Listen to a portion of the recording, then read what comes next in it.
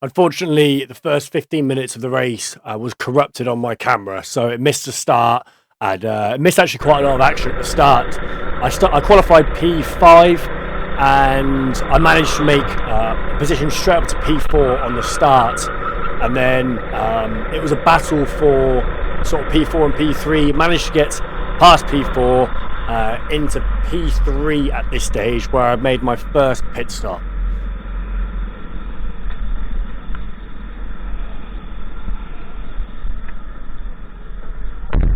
Jumped into the new kart, my one of 3 pit stops, and realised my engine wasn't working.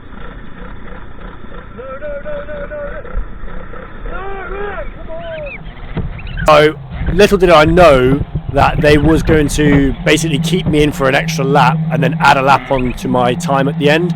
So I thought I lost out a load of time, so at this point I was pretty fuming. That's why I had to skip through some of the video there, so you didn't hear me moaning too much. But I came back out in a position where I felt like I was in a similar sort of position before.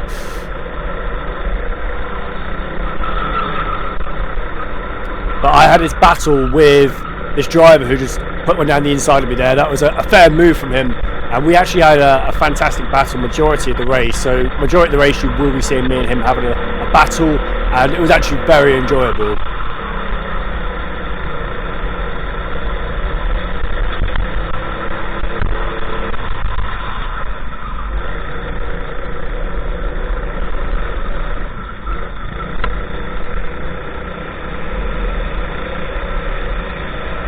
I managed to just get my nose just enough ahead to be able to have sufficient claim to the left hand underneath the bridge and made the position back up. He did get ahead of me a few times this race, but it was important that I could try and get back past him.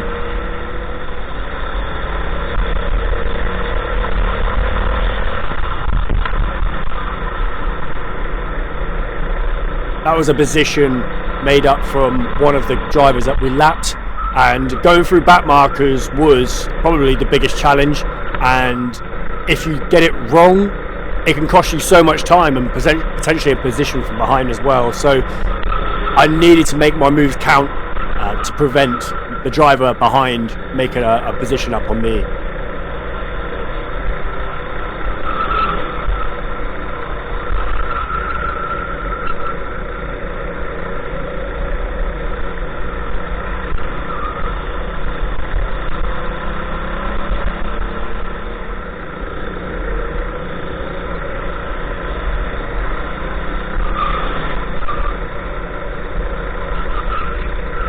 So very similar move that he tried to pull off on me, which I did on him a few laps before, and I didn't realise I actually did squeeze him a bit there, and I turned around and he didn't look too happy, so I thought I'll do the right thing and I will give position back.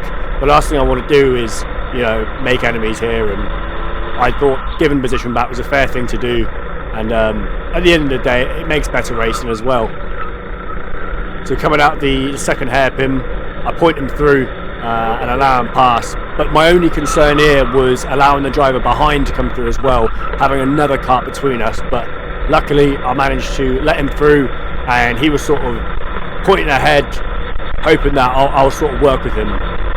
But at this stage we are, well, he's P3, I'm P4, P1 and P2, they were quite far up the road, and I knew that we had a big clearance from the next kart behind us. So in my head, it's me versus him, and if anything happens up ahead, then a bonus. But I knew it was me versus him, so there wasn't really too much point in working together. It was just important to make sure I can get the position on him and just have good battles, to be honest. There was no point just doing follow the leader. Let's make it interesting.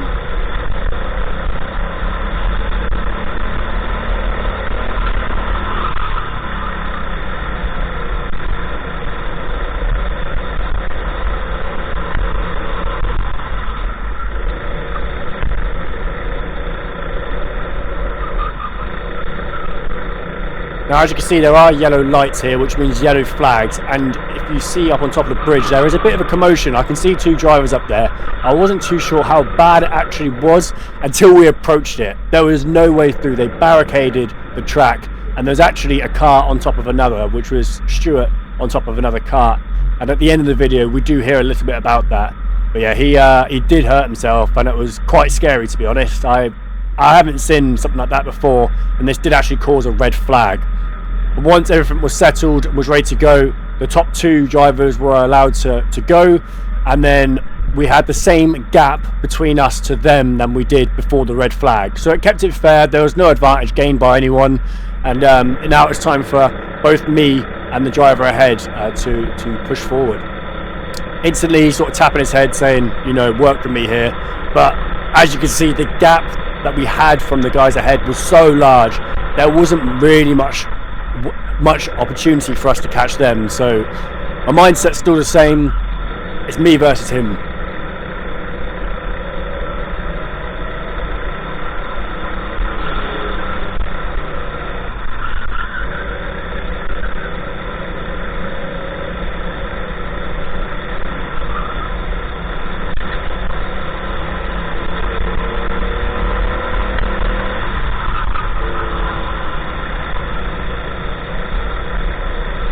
I didn't mind being behind him for quite some time because I could really analyse his lines, see where he is a little bit weaker, and sort of see what lines he was taking that were different to me. That way I could make the move stick, make a more efficient move rather than taking a risk on a dive bomb and it not paying off. So having him ahead of me did actually work in my favour, as you'll see throughout the rest of this video.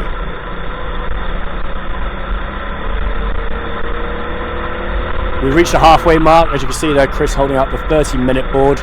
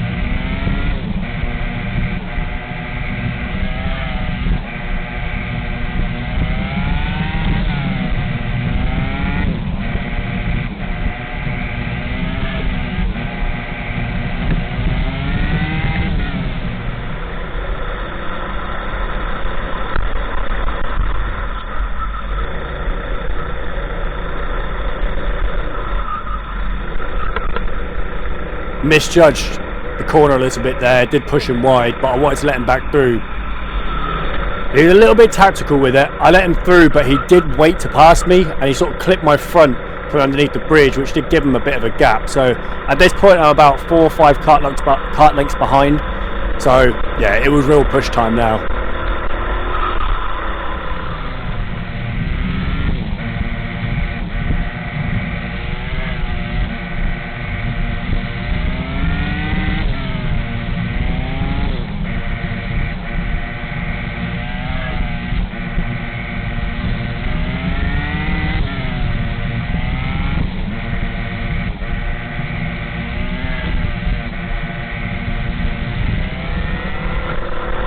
So as we approach another back marker, he gets a little bit tangled up on turn 1, and I do manage to gain some time up here. I had to make this move count. I set one down the inside of the first hairpin, which was a very clean move, but it was so important I make that, because if I got caught behind that driver any longer, it would have made me have a larger gap to the driver ahead.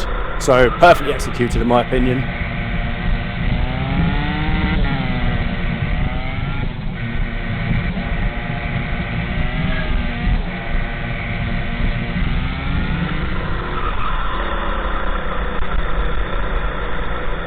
And once again, I don't know what happened to my camera. It's been a bit of a nightmare this round. I lose the first 15 minutes. I lose the whole middle section where I did actually make a pit stop. These are the P1 and P2, and I'm a lap down on these guys. These guys are still yet to make their second stop. So I was having a little bit of a battle with them, but couldn't really make anything of it, unfortunately. But within that footage that was missed, the driver was ahead of me, as you saw before. I see that his pit crew pulled out the board for him to pit, so I thought I'll pit the exact same time, which was a quite tactical move because it did, I think, slow him down a little bit in the pit, and it did allow me to have a bigger gap to him. You might see in a little while, me looking behind, you will see him. So yeah, he was a fair way behind, which did work in my favour.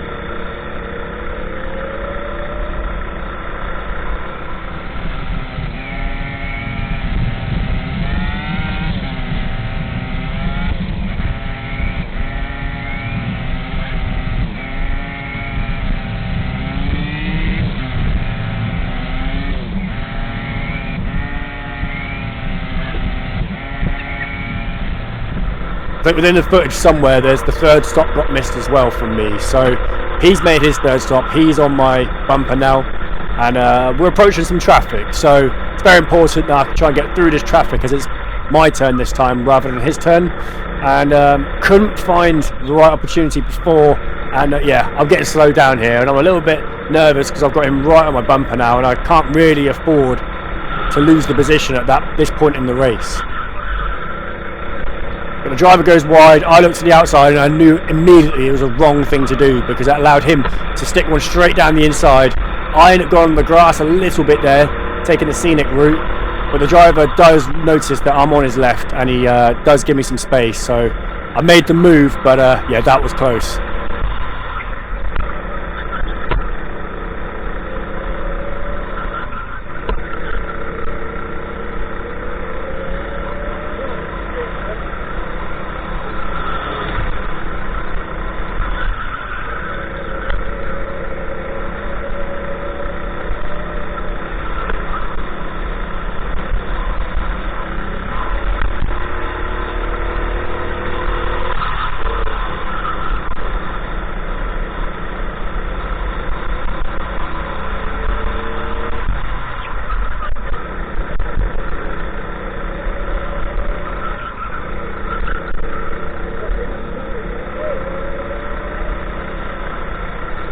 As you can hear, I'm not too happy with my car. Probably heard a few comments, but it was steering was sort of bending to the left, and it just didn't really feel too comfortable. The karts do vary a little bit. Some have longer brakes, some have short brakes. You know, sometimes the steering's a little bit off. So it's all about maximising what kart you get at the time, just making the most out of it.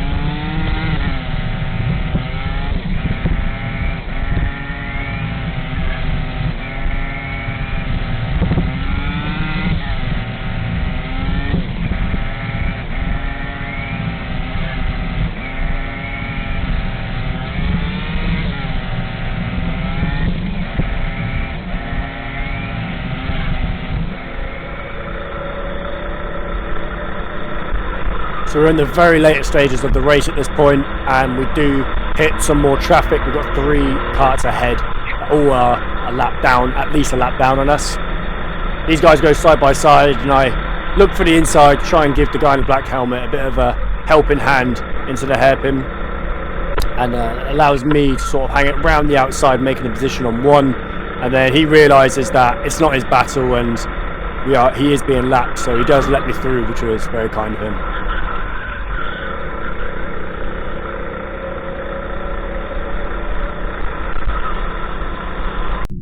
As you can see, the guy in P4, he is there as well, so kart lengths separating us at this point, so it was a nice gap to sort of have. I could sort of take the lines I wanted without feeling like I was going to get dive bombed, but I knew that we were slowly reeling in Stuart ahead, and this is the driver that was on top of another kart earlier on, so he's a fast driver though, so I knew it wasn't going to be easy to get past him.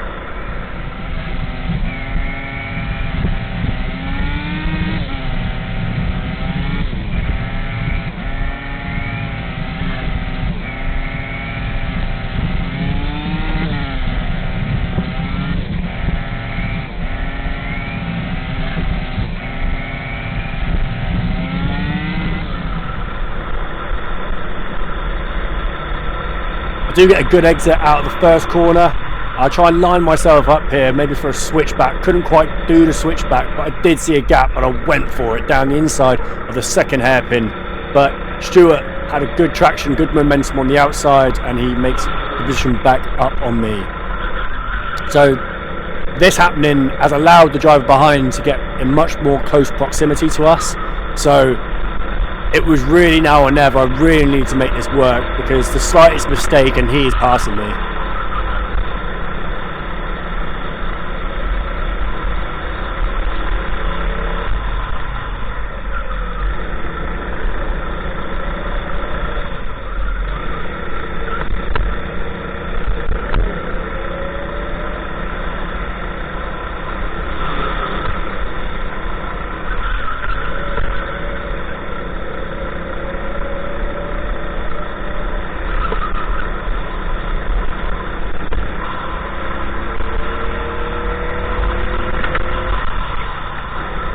Taking more of a defensive line into turn one. I didn't want to lose the position to him, because it's quite a good place to overtake usually. I knew he was right on my bumper there, so I did take a bit of a defensive line.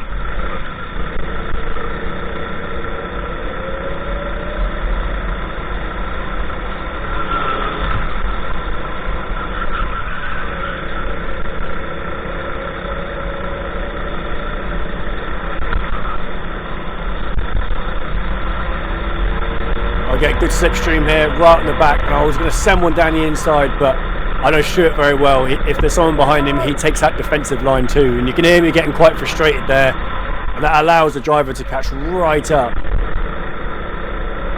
I was quite lucky not to get overtaken in the process here, so far at least anyways.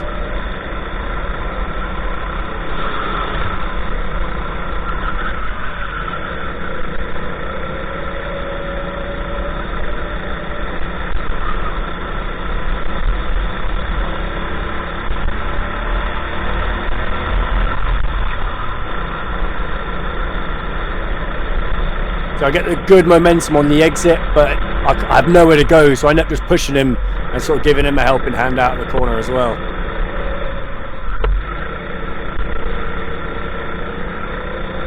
The driver behind me is getting quite frustrated as well. He couldn't find a way past me, I couldn't find a way past Stuart, and at this point it's just the Stuart train.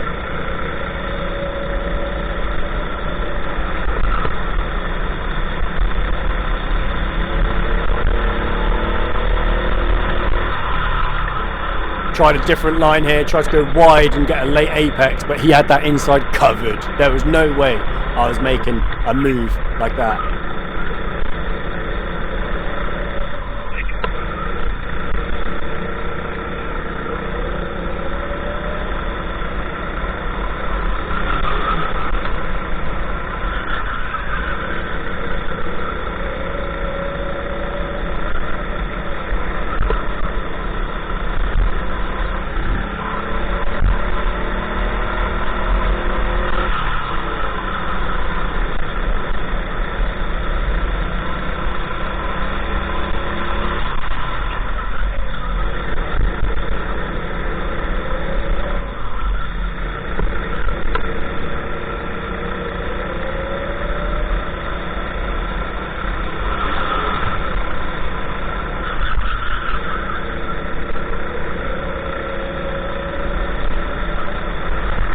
This is the first major opportunity that I've seen so far. Stuart runs wide coming off the bridge, and I just about have enough of my kart ahead to be able to claim the inside there, and it was a little bit of a rough pass, but There was no harm in it.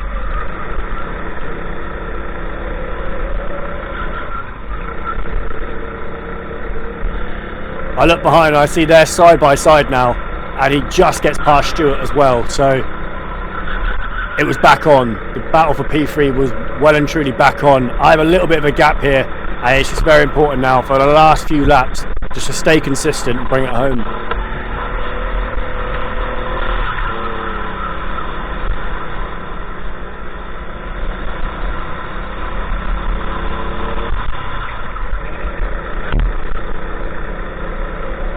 This is the final lap now, and I was making some pretty bad lines, to be honest. I wasn't really driving the best on the last lap. I was going ultra defensive mode, which was actually slowing me down massively. He's right on my bumper now, and I wanted to keep a tight line over the bridge. I didn't want him to send one down the inside, and I just about did it. Qualified 5th and finished 3rd, and that was a great battle. It was probably one of the best battles I've had in a long time. Especially both of these drivers, to be honest. It was awesome. So yeah, fair play to them. Verstappen, Hamilton, Monza 2021. I was like, you're on top of him, man. No, I fucking hurt that thing. I bet it did. You was on, your car was resting on top of his engine. I know, yeah. Just 10 seconds off the win. That's on 34 hours. Sesame Street race here. And then the top two, second place, possibly the closest finish we've ever had. 0.2 of a second. That was TEF, and they look so happy about it as well. And then the winner goes as quick as that. Just missed by about 2 laps to go. That's the racing. Congrats to the top 3. It was a great round, and we'll see you next month.